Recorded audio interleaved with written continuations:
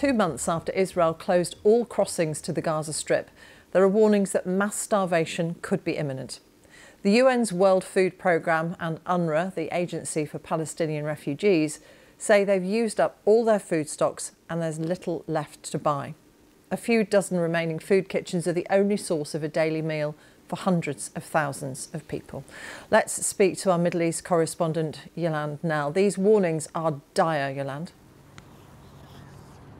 That's right, and what we've seen in the past day or so are more powerful statements coming from top UN officials about this blockade that has gone on now for 2 months in Gaza.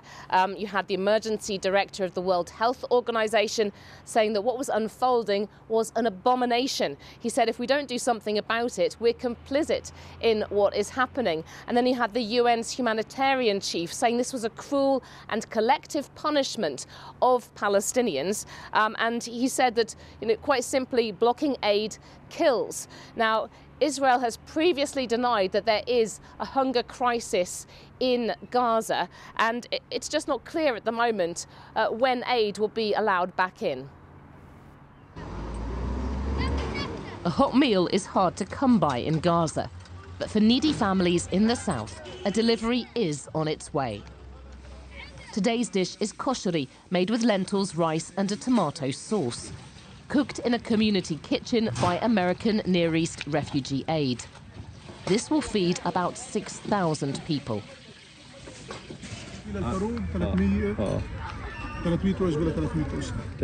Sami Matar says his team is doing the best it can in desperate circumstances. In the past, we used to cook rice with meat, with the protein. Now there is no any type of meat or vegetables also entered Gaza. The people rely on our meat.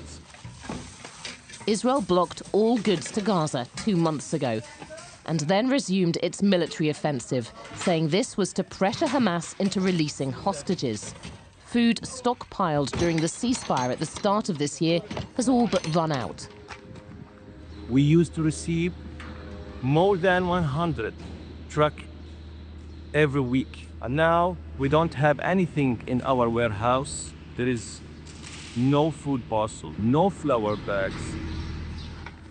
Within 2 weeks, Gaza's community kitchens, a last lifeline for so many, will have to shut down. If the situation will continue with the closure of the crossings, Gaza will face again the risk of starvation. Al Mawasi is a sprawling tent camp for displaced people. Conditions here are tough and getting tougher. This man's been searching unsuccessfully for bread. Now he can feed his family of 7.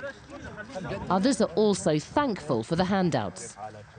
At this time it's excellent, because there's no cooking gas, no food. I collect leaves to start a fire just so we can have a cup of tea. Israel has accused Hamas of stealing aid, but humanitarian workers say they closely monitor their supplies. With rising cases of acute malnutrition among children, there are warnings that starving civilians as a method of warfare is a war crime. For now in Gaza, as the cooking pots are washed up, there's no choice but to live day by day, hoping that tomorrow will finally bring relief. And today, aid officials and Palestinian residents in Gaza have been talking about how there were some significant looting incidents involving aid earlier this week. 5 in total on Wednesday, and they were at the UN's main complex for Unrwa in Gaza, also at some businessmen stores and in community kitchens as well. And Unrwa has said that there were thousands of displaced people who were involved in the raid on its premises, and that medicines were stolen from its pharmacy. There were some cars damaged as well. And the Unrwa spokeswoman has said that, this, while devastating, is not surprising in the face of total systemic collapse. Those are her words. Yolande, what signs are there, if any, that international pressure is having any effect on Israel to lift the blockade? I mean, it's notable that some of Israel's closest allies have spoken out about this. We had a statement that was from its closest European allies, the UK, Germany and France, really demanding that the blockade stop and talking about the acute risk of starvation for children. We had also President Trump 1 week ago so supportive of Israel, telling journalists that he had told Israel's Prime Minister that Israel has got to be good to Gaza. It's got to allow food and medicines in, but we have not seen any change in Israeli policy. In fact, from those particularly on the far right in Israel's government, there is strong support for the continuation of this policy to put pressure on Hamas, they say, to bring back the hostages. How widely felt is that support amongst the Israeli public?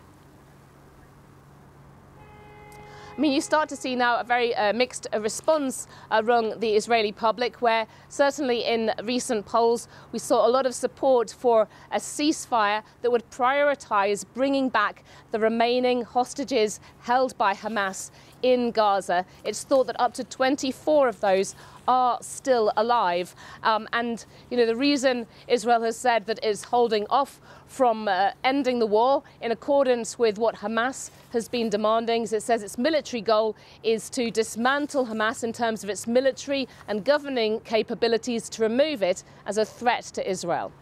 Yolande, for the moment, thank you very much. Yolande Nell in Jerusalem.